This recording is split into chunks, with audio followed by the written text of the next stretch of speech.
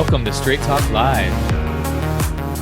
I am one of the co-hosts, Rick Snyder, CEO of Invisible Edge and head of culture at Refound, author of Decisive Intuition, and excited about our show today. I first want to introduce my amazing co-host, Af Malhotra. Af, take it away.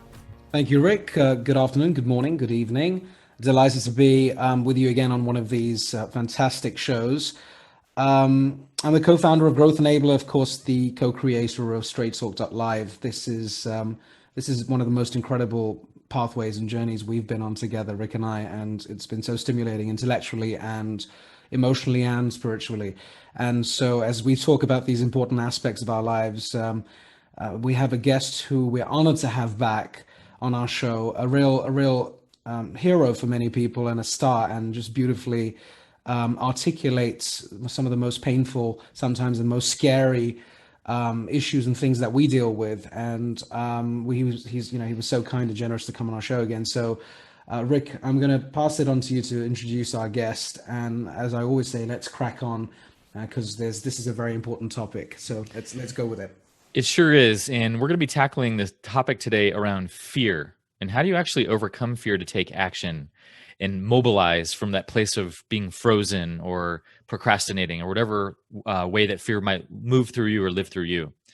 And we all know that we've all been experiencing a lot of different kinds of emotions and been tested a lot with the circumstances of the day and just the state of the world, and really being pushed up against our own edges around dealing with difficult emotions and difficult feelings. So we have one of our very first return guest. So I want to first name that. Dr. Demartini, we are honored to have you back. Welcome to Straight Talk Live. Thank you for having me. Thank you. And for those of you who didn't see one of the earlier episodes with Dr. Demartini, please see that right after this.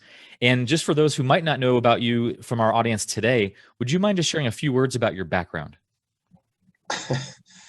Well, I guess the best thing to describe me as simply an educator.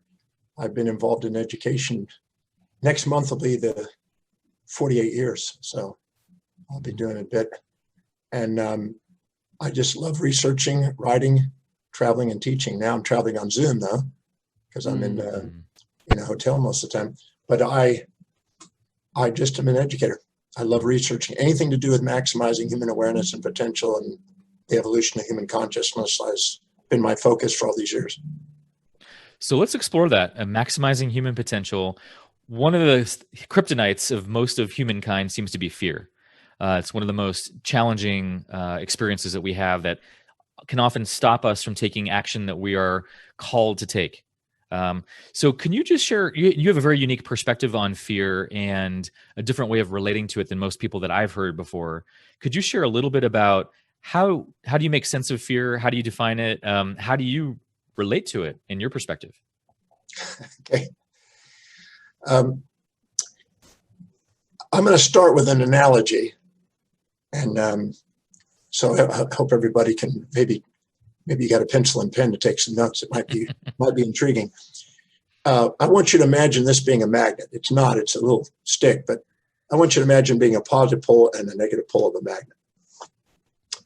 And I want you to imagine that this positive negative pole, if I was to divide it in half and try to get the positive pole away from the negative pole, I would end up with two magnets, one positive and negative, one positive negative. And if I slivered those again into 4 parts, the same thing, and 8 parts. In fact, if I cut it into innumerable parts, as long as there's an atom left in each of those parts, the nuclei and electrons of the atom have spin, intrinsic spin, and they have magnetism. So that's just inherent within the system. So magnetism is actually, this looks like it's got a positive negative pole, but in real truth, it's neither. Now, what's interesting is it's the flow of electron movement in there that gives this idea of magnetism. Now, life is very similar to that. We try to separate and isolate the inseparables, divide the indivisibles, name the inevitables, polarize the unpolarizables, divide those. And we have events in our life that we do that to. each of us have a unique set of priorities or values in our life that we filter our reality to. And anything that supports our values, we typically label something positive. And anything that challenges values, we typically label negative. Yeah. Mm-hmm. And so this awakens, if we do that, we try to separate the inseparables. And when we see things that support our values, we can be attracted to it. When things challenge values, we can be repelled to it. So we can have an impulse toward or an instinct away. One towards prey, one towards away from predator. And our amygdala, our subcortical area of the brain, reacts this way. And most of us live in that little reactive mind. And when we get infatuated with somebody, it represents prey. When we resent somebody, it represents predator. It activates the parasympathetic nervous system, which is rest and digest, and the sympathetic nervous system, which is fight or flight. Mm-hmm. And so when we subjectively bias something as a survival mechanism to search for food or to be aware of our predator, we go into this survival mode. And when we infatuate with something and we're conscious of the upside and unconscious of the downside in order to be attracted to it, or we resent something, we're conscious of the downside and unconscious of the upside to be repelled from it. We have to do that with our mind. It's an inherent neutral event. The animal is just an animal, but we've made it into something by our perceptions. Now, if we infatuate with something and split our consciousness, full consciousness, to seeing both sides of the magnet into these polarized perspectives and polarize it, we automatically now have a philia for that which is the animal that's prey and a phobia against the way that's predator as a survival mechanism for our fear of death. We go extinct or die. So the moral hypocrisies that we generate because of our subjective bias are innumerable.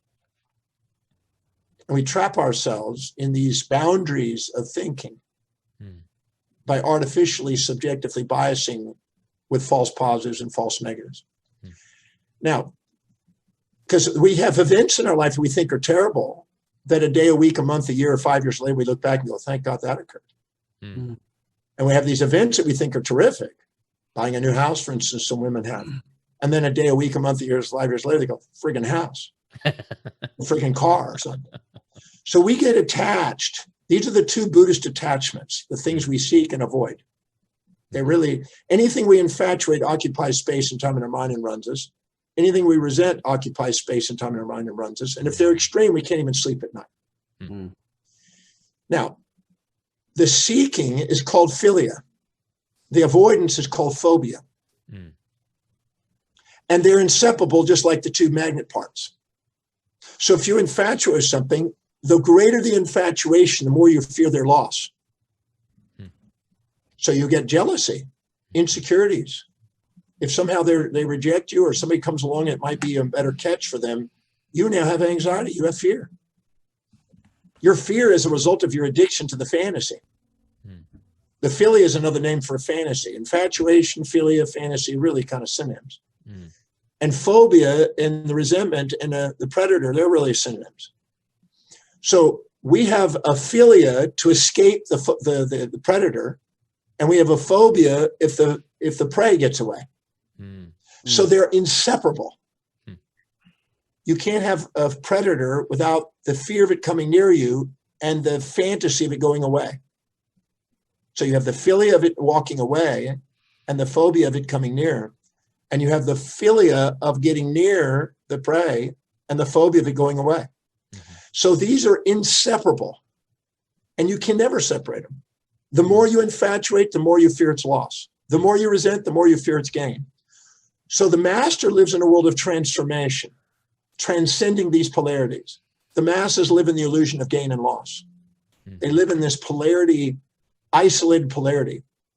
An animal in the wild, in order to survive, will automatically create false positives on the prey in order to accelerate adrenaline, in order to run after it and catch it. So it has to accentuate that and create a false positive on the positives and a false negative on the negative to get the adrenaline going enough to catch it. And we have to do the same thing for the predator to avoid it.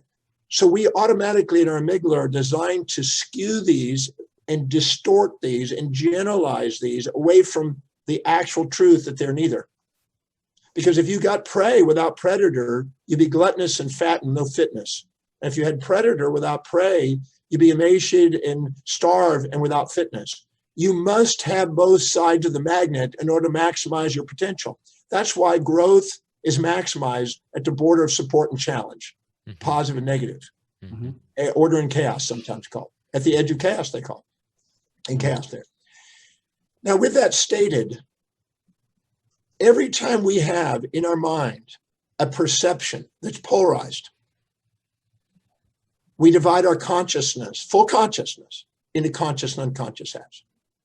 Because we're conscious of the negatives without the positives, we're conscious of the positives without the negative. And we're dividing ourselves up. And all divisions of the conscious and unconscious are stored electronically, neuroassociative complexes, and molecularly in the ratios of transmitters in the subconscious mind.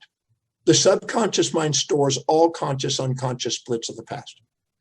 And when they're active in the actual perceptual world, it's a conscious and unconscious experience.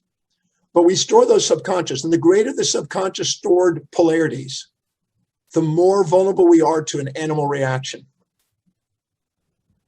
But the moment we actually go into the moment of the perception that we think is terrible and find the terrific in it, and every time we go into the moment we think is terrific and find the terrible in it, and level the playing field, and have objectivity, which is neutral-minded, not subjective bias, but objectivity, which is neutral-minded, unbiased, unopinionated, just transcendent awareness, equanimity, equal-minded.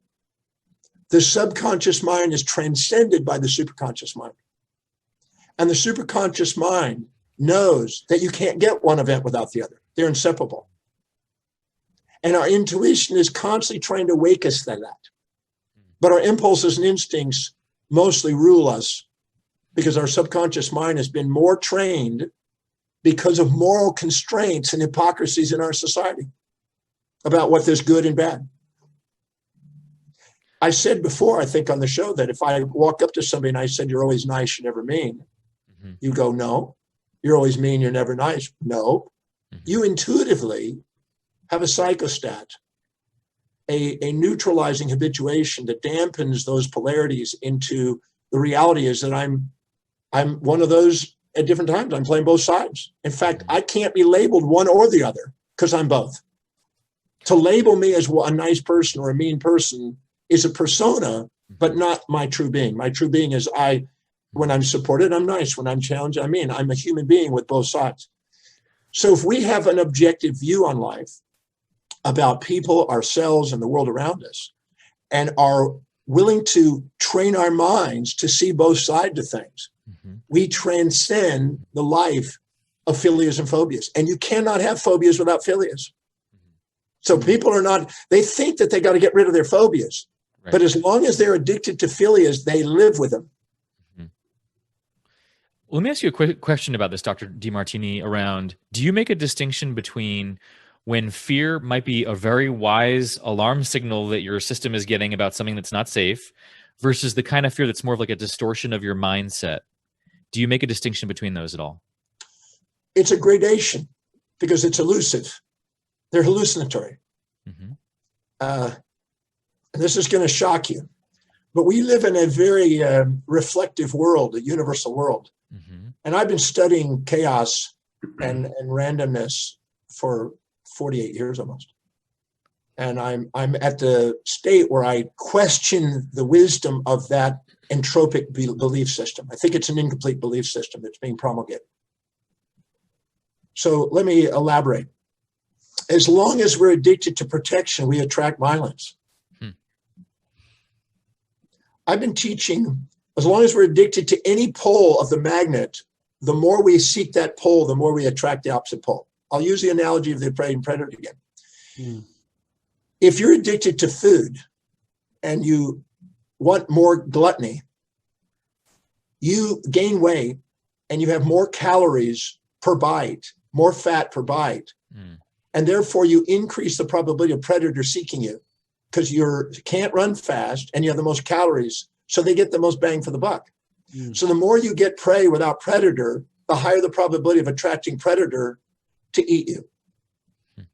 So the more you want support, the more you attract challenge. The more you want ease, the more you attract difficulty. The more you want pleasure hedonistically, the more you attract chaos. The more you want to control everything, the more you attract out of control events. This is a law of heuristic escalation that's been proven in psychology and sociology. So the searching for one-sided world is the fantasy that people live in. And we're taught ignorantly. Mm-hmm. It doesn't exist. It never has existed, except in the minds of elusive individuals that are vulnerable enough to be governed and controlled by people promoting it as a way of disempowering people. And I could go off on that tangent sociologically. Mm. Now, let's just play with this for a second.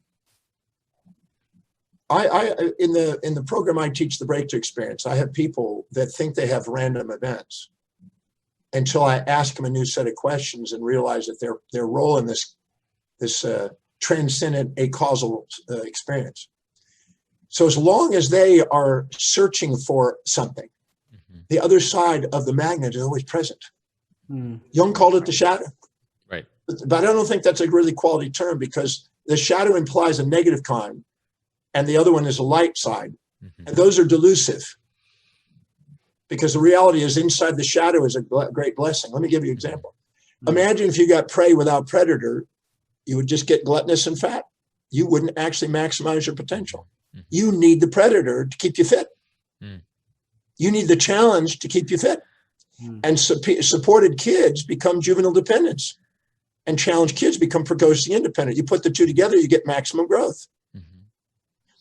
So now, this is a very important component right here. Here we go down the rabbit hole now. You have a hierarchy of values, a set of priorities in your life. Whenever you live by the highest priority and really know who you are, because your identity revolves around that highest value at that time. That's where you're most transcendent, most objective. If you live your life by highest priority, you have the highest probability of being objective, neutral. Mm. If you live by lower values, because you're comparing yourself to other people instead of comparing your actions to your own highest values and subordinating to people, you'll inject other people's values and go into lower values to survive. We've all been infatuated with people and done weird stuff that we don't normally do to be with them for fear of loss of them. Mm-hmm. The moment we go into lower values, we activate our amygdala, the blood glucose and oxygen goes to the amygdala. And the moment we live by our highest values, we go into the executive center, where we are able to have objectivity. Mm. So anytime we're not in the objective center and setting objectives for our life, we go into the amygdala, which then looks to avoid pain, seek pleasure, avoid predator, seek prey, avoid challenge, seek, ease. And we set up hedonistic fantasies. And most people, 99% of the time, I'm being generous there, 99% of the time, don't know the difference between an objective and a fantasy. It's called a goal, but they're actually setting a fantasy. They're not setting a real objective. Interesting.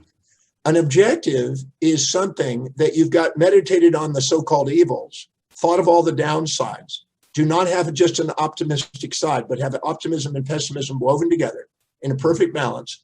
You thought of everything that could go wrong. You premeditated on it. You prepared for it. You mitigated the risk. And now you're prepared. And as a result of thinking of the downside, you're not infatuated with it, because you now know the accountabilities, and you brought your accounting sheet into balance, and you've set a real objective. And now you're prepared for whatever happens, and you don't have to react, you proact. Mm. And you have the highest probability of achieving an objective. But what most people do is they go after an impulse, immediate gratifying, consumable impulse, a hedonistically, looking for a positive pole without a negative pole. Don't want to look at those negative things. Don't want to do it. Want to remain ignorant of those negative things. Search for that positive pole, this positive outcome. I want to buy a house that's going to be all happy. I'll be happy. I want to do this. Mm-hmm. Completely blind of all the taxes, the cost, the settling fees, the insurance, the maintenance, they're not aware of those downsides. They don't want to look at those downsides. They just want to look at, I got this price. I saved a bit on it. They don't realize that you're paying 3 or 4 times the amount for the mortgage over the period of time. taxations, everything else. It's actually a sinkhole, but they don't see that. Mm. And they buy this thing out of impulse, blind to the downside, and then wonder why they live with anxiety and fear. Right. But please note this, fear is your friend.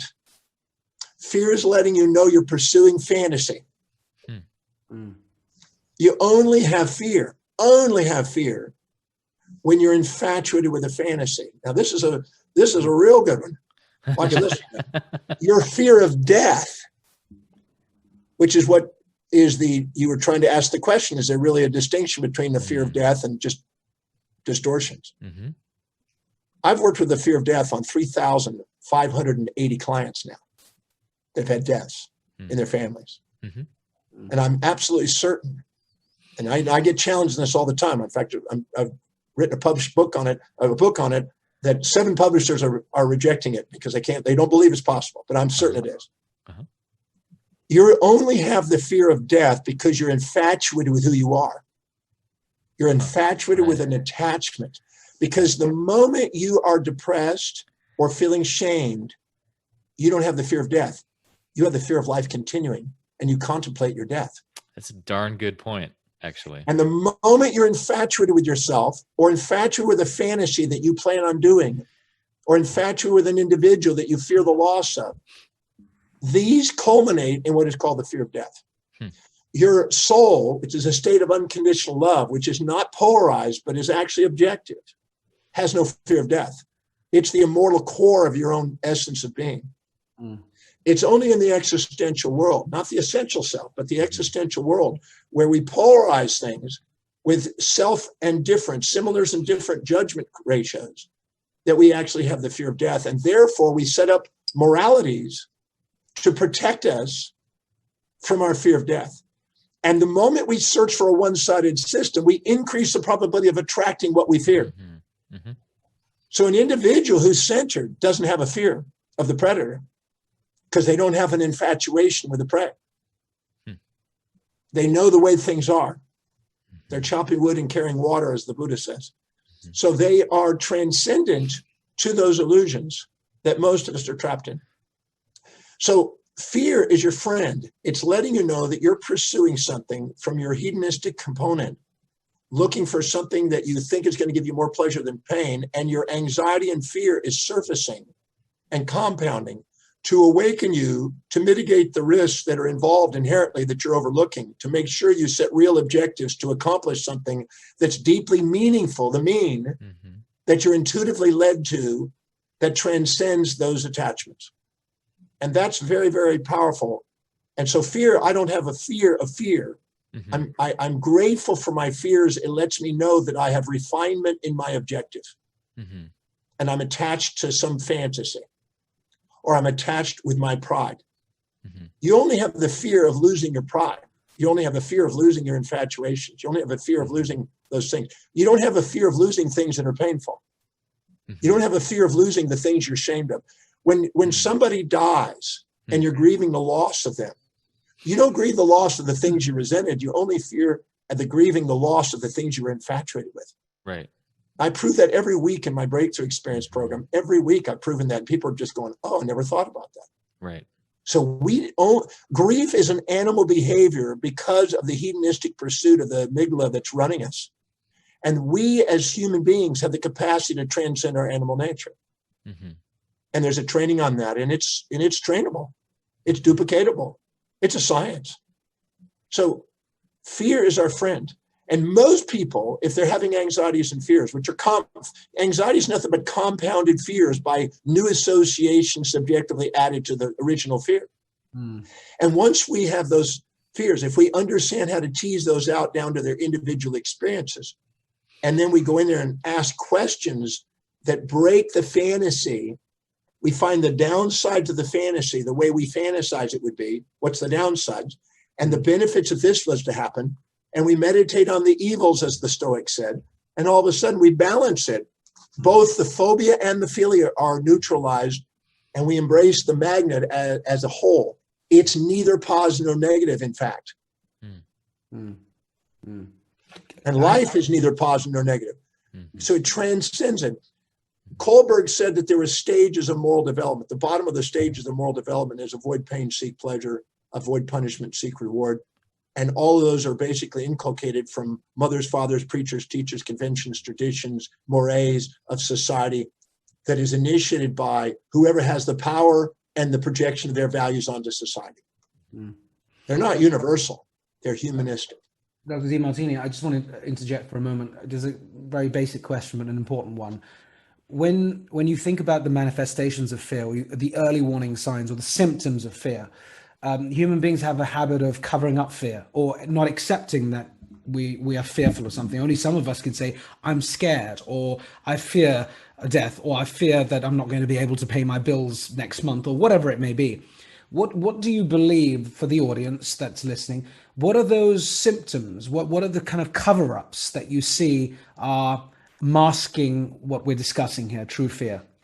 Well, because we're living in a society that promotes unobtainables. As the Buddha says, the desire for that which is unobtainable and the desire to avoid that which is unavoidable is the source of human suffering. That's the passions. And they occur in all 7 areas of life. So knowledge that's pleasureful and supportive of your objective, you fear the loss of that. You start losing your mind, you feel the loss of that. You fear of gaining, of knowing information you don't want to hear. In business, you feel the loss of client, but and fear the bills. In money, you fear the loss of making money and the fear of the gain of bills. Again, all 7 areas of life that we can categorize our areas of life into have these phobias and philias, but they're all in the brain, only registered as the perception of loss of that which you seek and the perception of gain of that which you're trying to avoid. All of those outside facades of form boil down to just simply that which supports or challenges what you value. And those values are based on previous judgments that you haven't transcended. And I could go off on a tangent on that. Now, when somebody is facing fear, it's not real. It's not real. It's just an assumption that you're about it. And I want to make sure I go on record on this. Yeah. Nobody has fear of the unknown.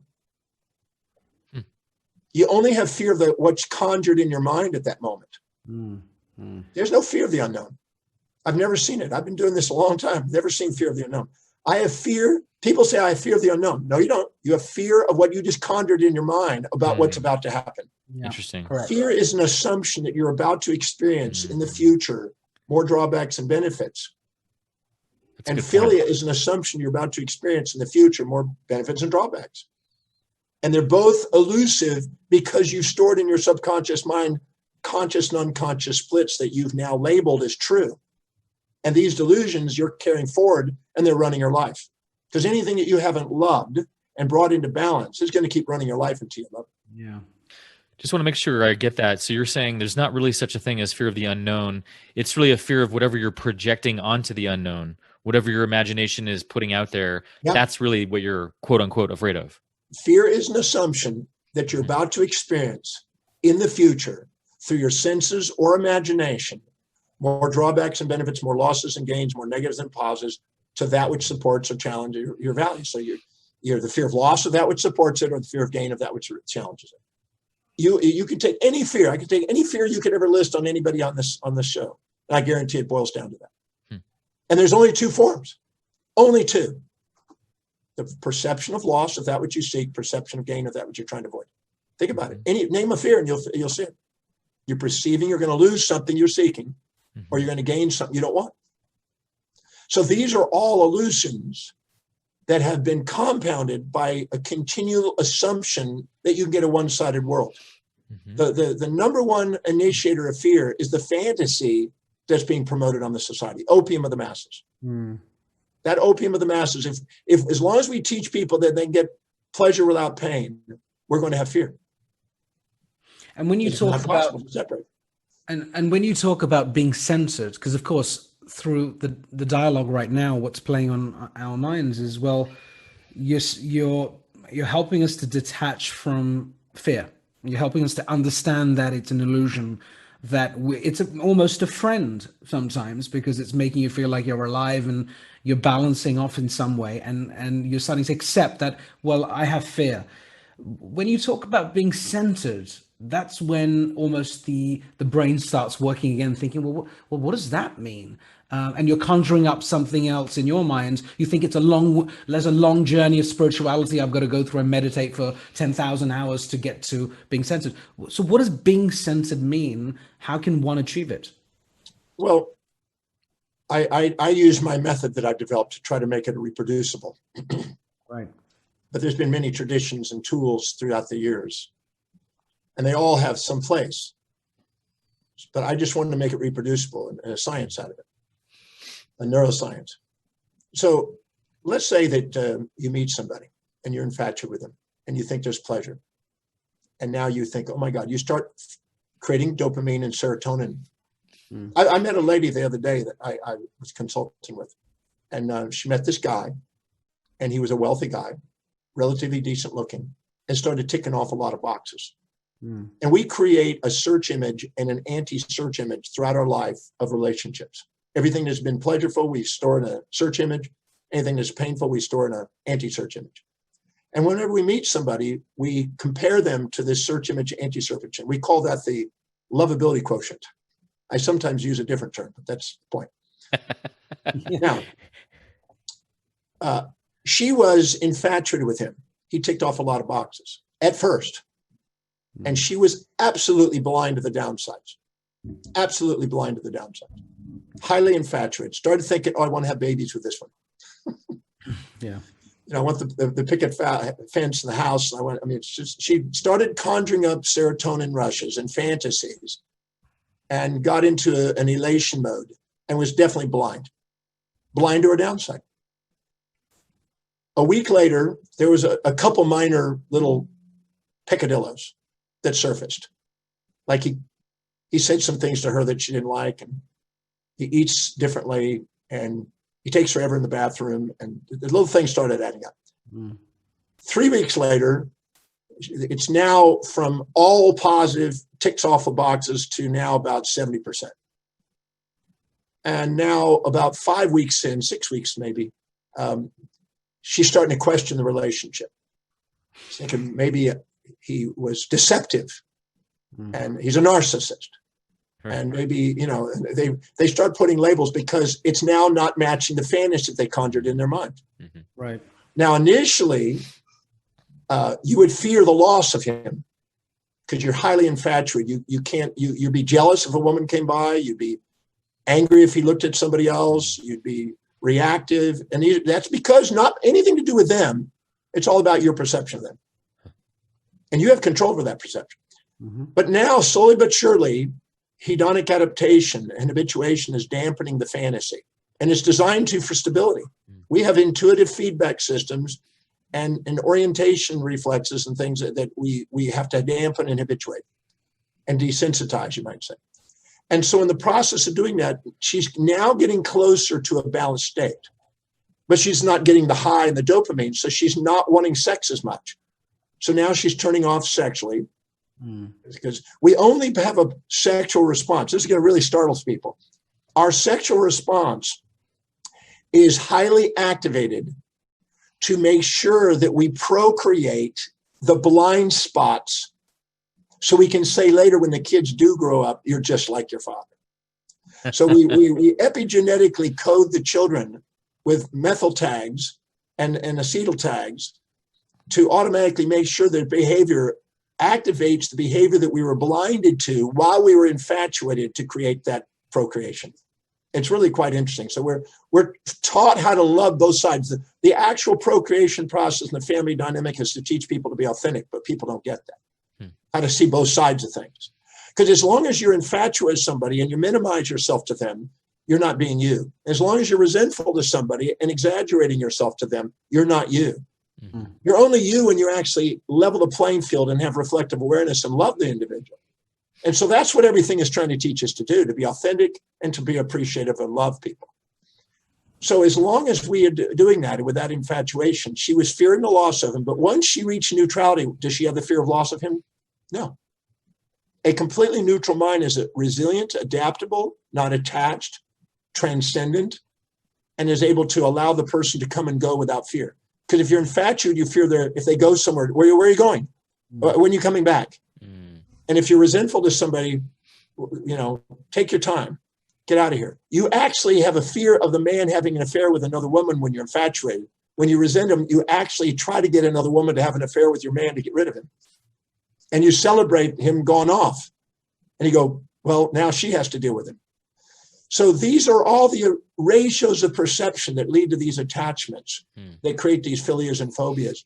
And they're programmed in our society by institutions, the opium of the masses, that you're supposed to have health without disease, happiness without sadness, harmony without disharmony, and heaven without hell. And that's absolutely delusional. But they sell in the masses. That's why these are pseudosciences. Physiology, psychology, sociology, and theology are not hard sciences because they're made out of dopamine.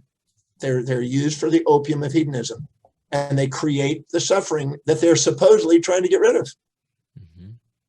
Oh, fascinating. That's an interesting one to think about. I'm thinking about coronavirus right now and the media and how often the media can amplify fear. And you can see it in the music, like dun dun dun dun dun dun, live at 6 o'clock, da da da da, and like the latest disaster story. And it seems like so much of our news sources and how we take in information is coded with fear strains and tones that manipulate and that actually exacerbate. What do you see from that perspective? That perspective sociologically? Anything to comment on that piece? I don't normally watch media unless I'm on it.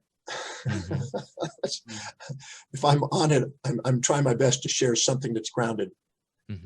But as Gandhi said, I don't pay much attention to that. It's distracting.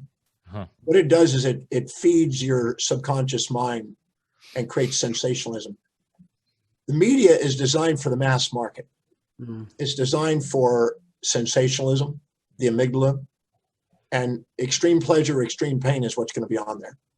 You're not going to get objective data. That's boring. The truth, by the time the truth puts on its shoes, the fantasies have walked across the world, as they say. Right. The more ridiculous it is, the more people go on social media with it, as you see. And people are thinking, I want to get on social media and thing, but they don't realize that the more sensation you get, probably the more ridiculous it is. So yes, they sensate. And so they grab your attention. Why? Because anything you infatuate with or resent occupies space and time in your mind and runs you. And if they want your mind, they have to sensate. They have to do fast, unexpected, challenging things because you have adaptation. So a monotone, repetitive story, people turn off. Right. They're not going to listen to it. But highly volatile sensations like the Trump and Biden meeting the other day, the debate or whatever. Yeah. People are going to be glued because they're going, oh my God, that's crazy. These guys are like idiots or whatever. So that sensates. And that's exactly how you get massive people to pay attention. It depends on what you want. You have to ask yourself, where is your market? What do you want in life? You want mastery or do you want the masses? It's okay. They're all work. But where do you want to play in the game of life? If you want to be objective, you may transcend. They usually leave their lives more immortally. But the sensations are come and go. They're fleeting.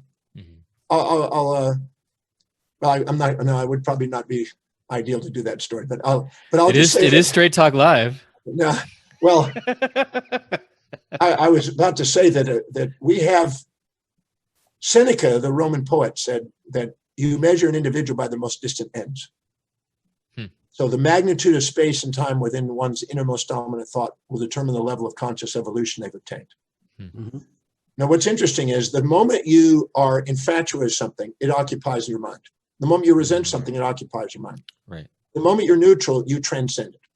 You occupy your mind. You're present. Not extrinsic things, but intrinsic things. I said on The Secret, when the voice and the vision on the inside is greater than all your opinions on the outside, you mastered your life. A moment of mastery, a moment of transcendence.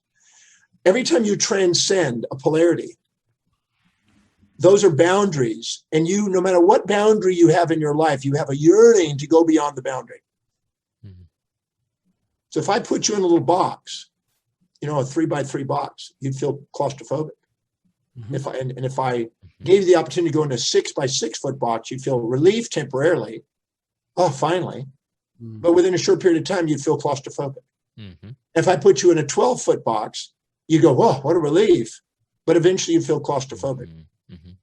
You have a natural boundlessness of the soul that constantly wants to transcend the attachments of a boundary. Because anything you infatuate with is an attachment and a boundary. And they're all boundaries. So our yearning of our own soul calls us to keep going beyond our boundaries to an infinitude. A Flammarion diagram that Bruno looked at out at infinity and realized that there's a vastness out there. No matter what we have, there's always something that's beyond that. The mystery, and penetrate the next mystery, and penetrate the next mystery. And the magnitude of space and time in our innermost dominant thought, how big a vision do we have in our life, will determine our conscious evolution. That's what I've been interested in, conscious evolution. So the factory worker lives day to day. And in a small cubicle, they do their little duplicated, monotonous job. The supervisor lives week to week. The lower management, month to month. Upper management, mid-management, year to year. Upper management, maybe decade to decade. Maybe the CEO may be thinking in terms of generation. The visionary leader of the company may think in terms of possibly a century. Right? The sage may think in terms of millennium, but the soul will think in terms of eternity. There's no boundary on it because there's no conditions on it. So where do you want to play in the game? Now, the factory worker down at the bottom, if he goes home and has sex with his wife and gets a BJ, people laugh about it for a day. They come in and they talk about it for a day. If the supervisor does it, they talk about it for a week. If the CEO of it, they'll talk about it for possibly a century. Right. If Bill Clinton gets it, it's a century probably. Right. You know what I'm talking about. So the magnitude of space and time that you are morally honored or dishonored, if it is dependent on the magnitude of the vision that you hold in life. And if you can't handle praise and reprimand and be a hero and a villain on a massive scale, you can't create a massive impact in the world. Because your own attachments to your own labels and your own mind that you're infatuated or resentful to, pride and shame, trap you. And you create your own fear. That's why we cover up our face with shame and we show off our face with pride. Because we've created that in our own delusion because of our addiction to pride. And that's our fear of death. Our fear of death is the fear of loss of our pride. Because when we're feeling ashamed, we don't have a fear of death. We'll take our life.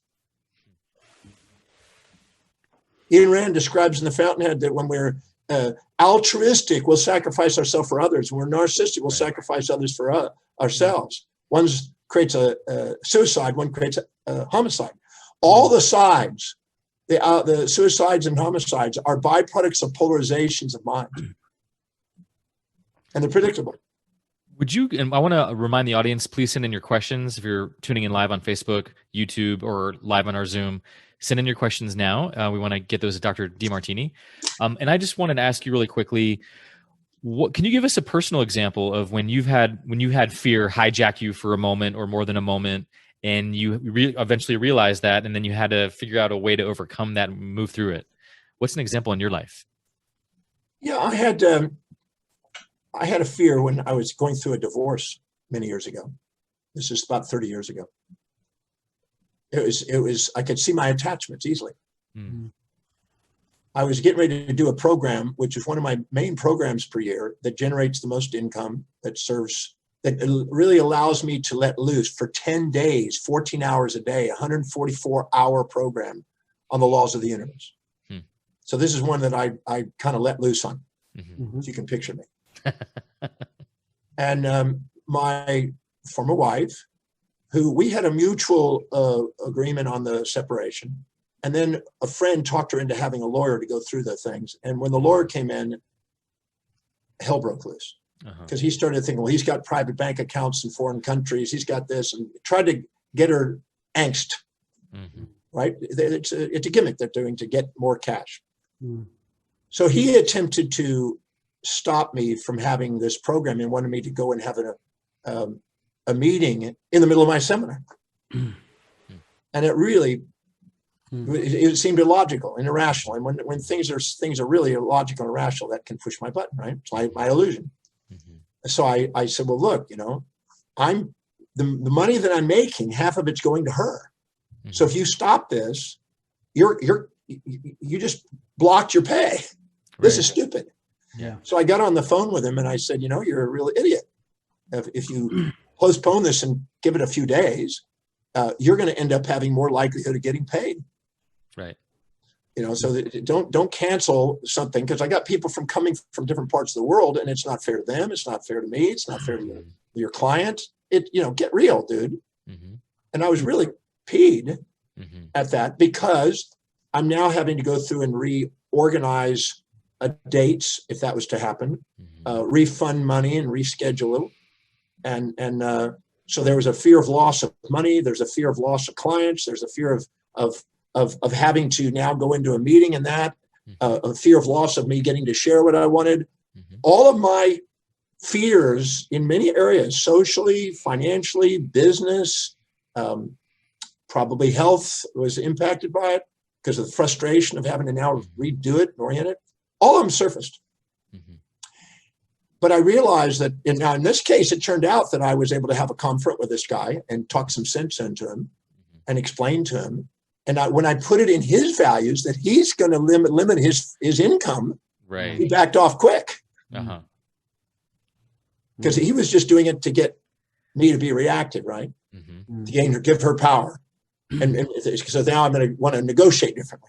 It was a silly tactic, but I had fear because I had fantasies about all those things that I wanted would make me happier, my illusion. So yeah, there's thousands of those that we face in our life. The second we get attached, where it's there, it's going to let us know that. So fear is never going to go away. That's the idea, that if somebody comes up to you and says, well, I'm beyond all fear, I go, yeah, come on, get real, dude. That means you have no goals in your life at all. You have nothing you're just numb, man. But your fear is guiding you. It's a homeostatic mechanism guiding you to set real objectives that are authentic, that are deeply meaningful to you, and that are guiding you. So your fantasies and your phobias, your philias and your phobias, are two poles. And the mean between them is what meaning is. So if you're infatuated with somebody and you can ask, what are the downsides? You just extracted meaning out of that. Yeah. And if you're resentful and you extracted the upsides, you just got meaning out of it. It's the mean. And so finding the meaning in life is simply the ability to ask questions that neutralize the mind's misperceptions, the subjective biases back into objectivity. And therefore finding the hidden order in the chaos, the Gaussian distribution of chaos and volitudes and perturbations of getting away from the mean have a bell curve, right, in the Gaussian distribution. And the center is the mean. And so we have probabilities in our life. If we study it, we have automatically probabilities that are taking us back to the mean. That's why nobody can stay happy and nobody can stay sad. They're all vacillating around, even though we're having misperceptions, but it's always teaching us how to get to the mean again, to extract meaning out of our existence, our existential world, because that's where our essential self lives. So for you, just to make sure I understand that, to diffuse the fear in that situation, part of what helped is you were able to take action and you leaned into that and had that confrontation with that lawyer. And then did you do some work also around looking at the upsides of the whole situation? And that also helped diffuse it as well. Okay, this is a really, really, really powerful idea here, if everybody can get it. Prioritization is one of the greatest things that we can do in life. Because if we can take and prioritize our action to neutralize our events, that's one practical application. The other is to prioritize our experience. And this most people don't think about. But let's say you're in a job that you don't love and you're having to do 20 things in a day that are not inspiring to you. The only reason is because you don't see how it's helping you fulfill what you value most. That's it.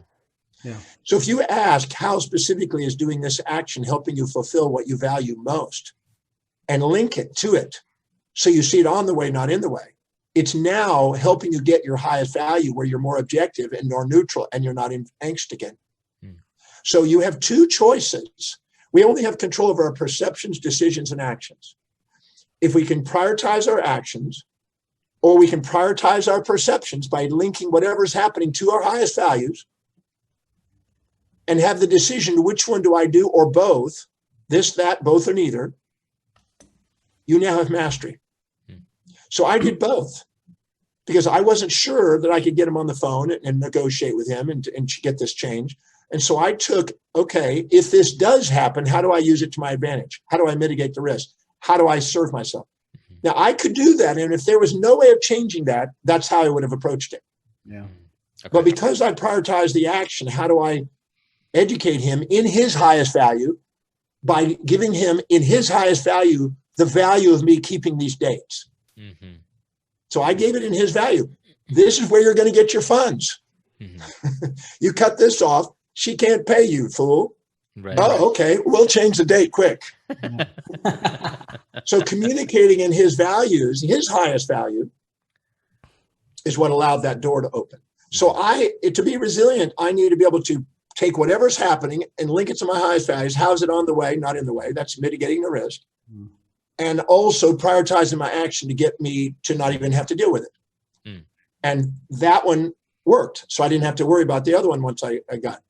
Otherwise, I would have had to put more energy into the linking. Okay, this is now my current reality, because comparing your current reality to the way it was or the way you fantasizing it doesn't work.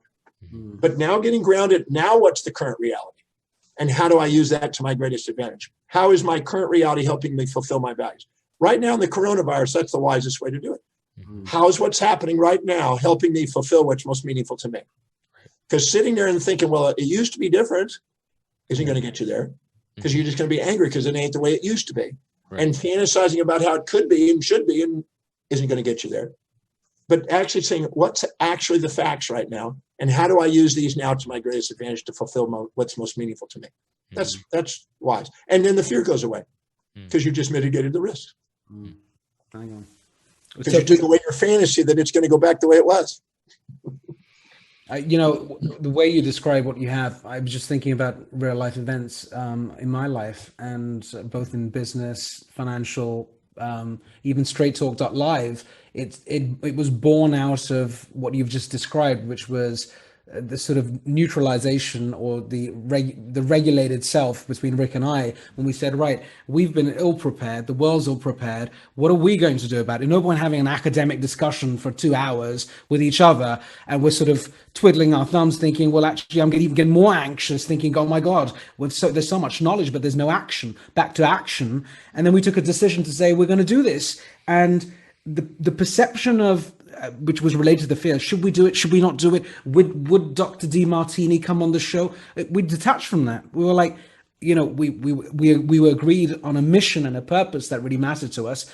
And I think what the other points is, when you're in a situation which is tough, you're always trying to look at the upside, in the sense that you're saying, well, what can I do? What can I learn? How can I grow?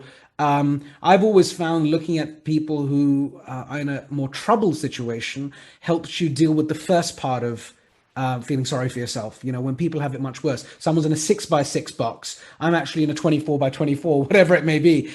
Sometimes one forgets, especially in the Western world, because our tummies are full. We have abundance all around us. It's only when you travel out to another part of the world thinking, blimey, they don't even have food here. I have tons of it. That context we often forget in times of fear.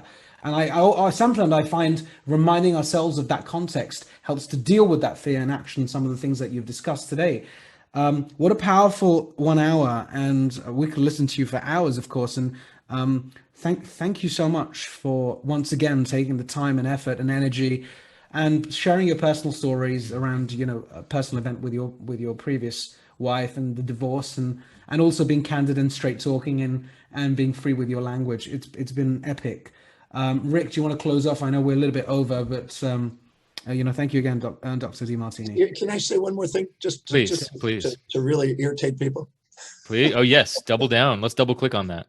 The young boy who lives in the shack doesn't have less pleasure or pain than you. Wow, nice. Pain and pleasure is conserved through time and space in all people, because we have built-in thermostats for both. I met a young boy. We were not sailing, but rafting down a Urubamba River in Peru. And we stopped off on a rocky little turning point on the river to take a break. And we saw a little boy in the woods that was naked. And so we had to go and explore this little boy. And we came across a little shack, kind of, not a shack, but a mixed of lean-to of branches and just stuff and brush where people were living. And they're all naked. Didn't have any clothes. And the kids were playing with a stick and a little bitty mud ball. And playing with a mud ball. They rolled it up, made a ball, and they were playing with a stick, and they were playing game. And one of the guys from my thing gave them a coin. And they didn't want anybody to take a picture of them because they were frightened that you'd take their soul by taking a picture. Mm-hmm. And they gave him a coin. And he ran off, and he ran 1.5 miles to show his friend this thing that he's never seen. Hmm. And the pleasure of that coin to that kid, mm-hmm. If I threw that coin at my son, he'd go, yeah, that's it. Because he has an expectation. So anybody who's been for a long period of time without sexual interactions sometimes can lower their standard to reset the thermostat to have pleasure and pain. So what happens is we automatically reset at the next boundary. We now have a new pain. So don't ever assume. This is one of the biggest illusions that people do with their values. They project their values based on their own assumptions of what people are suffering instead of asking and making sure they really believe that they're suffering. So the thermostat of pain and pleasure have been shown and proven to be conserved through time and space. Don't buy into people's stories. Understand how physiology works, or you'll buy into the illusion, which are strategies that people use in order to get what they want. Wow. That's I don't know what to say after that. That's the best way to end the show. That's deep. I appreciate you, Dr. Demartini. Thank you so much again for coming on again and sharing your wisdom, your unique perspectives that I know makes a difference to our audience. Once again, where can people find out more about you and your work? Where should they go? If they just go to drdemartini.com or type in my name, it'll probably take you right to it. There's a lot of stuff. I think my name's out there, but drdemartini.com is probably the easiest way to get hold of me.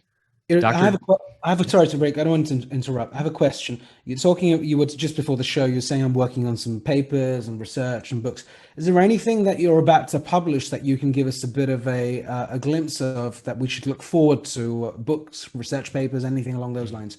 Well, right now, I'm in about the next 2 weeks, I will finish a 830-page textbook on solar physics and the relationship between human consciousness in the solar system and the conservation of information and knowledge in the solar system relating to human consciousness on Earth. So it's a large 2-volume text on that. So we'll be discussing about the conservation of information in black holes and solar systems, how they're stored atomically, how it relates to the brain, the development of living organisms, lots of different things. So that is a new text, 2-volume text that I'm finishing up. I also have another book that I published that so far 7 publishers have rejected, dealing with grief, because people think that that's a normal biological thing, but it's an option. And I've got a science on how to dissolve it. And so that will be right after this text is done and I present these programs on it. I will be probably going back and finishing up that text and doing that an updated version and probably publishing it myself. But I'm constantly writing articles. Constantly writing articles. That's just a daily thing, and constantly writing. So if you go on my website, you can go to media and you could spend the rest of your life. You'd have to be a Buddhist believing in reincarnation to be able to get through it all. Amazing. Your output is incredible. I have never really met someone quite like you, Dr. Demartini. And if you also go to our straighttalk.live page, you'll see our speakers page where Dr. Demartini is featured in his profile amongst our other speakers as well. So thank you again for being on our show. Thank you. Always a pleasure. And just a quick preview for next week. We are going to be speaking to Abdullahi Alim, and specifically on the role of young people in creating systemic reform. So that's going to be a very fascinating topic for the youth out there and people looking to the next generation for their leadership. So stay tuned and stay straight talking out there, our Straight Talk Livers. And thank you again, Dr. Demartini. Thank you. Thank you. Okay. Over now.